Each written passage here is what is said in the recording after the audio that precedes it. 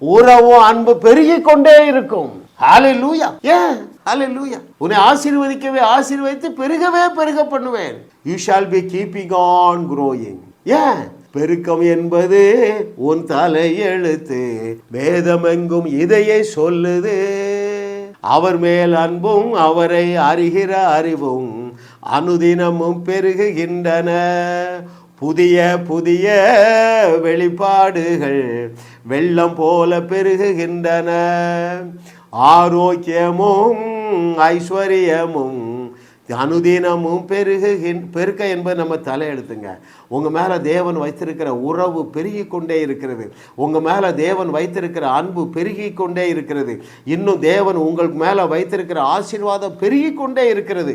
இன்னும் நான் உனக்கு சேர்த்து சொல்கிறேன், தேவன் உங்களை கொண்டு இந்த பூமியில் என்னென்ன திட்டங்களை நிறைவேற்ற அவர் சித்தமுள்ளவராக இருக்கிறாரோ அந்த திட்டங்களை உங்களை கொண்டே நிறைவேற்றுவார்.